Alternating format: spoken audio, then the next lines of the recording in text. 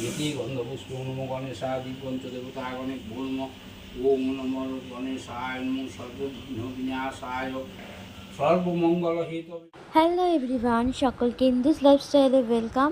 আর তার সাথে হ্যাপি সরস্বতী পুজো। আর তোমাদের আমি বলেছিলাম যে যখন ঠাকুরমশাই আসবে তখন আমি ভিডিওর মাধ্যমে তোমাদের দেখাবো। আর এখন ঠাকুরমশাই চলে এসেছে আর পুজোও শুরু হয়ে গেছে, তাই ভাবলাম ভিডিওর মাধ্যমে তোমাদের দেখাই। আর আমাকেও দেখিয়ে দিলাম তার সাথে যে আমি কেমন সেজেছি। আগেও দেখেছি, আর একবার দেখিয়ে দিলাম। এখন চলছে আর একটু পরে হবে অঞ্জলি। বিরাট বড় করে সরস্বতী পুজো বাড়িতে করছি তাও কিন্তু নয়, সেটা তোমরা ভিডিওর মাধ্যমে দেখতেই পাচ্ছ যে আমি খুবই অল্পভাবে আয়োজন করেছি। আর আমি যে এই প্রথম বাড়িতে পুজো করছি তাও কিন্তু নয়, এর আগেও আমি পুজো করেছি, মানে আগের বারেও আমি সরস্বতী পুজো করেছি বাড়িতে। তবে এবারে না আমি আমার হাতে একদম সময় ছিল না, আমি একদমই সময় পাইনি।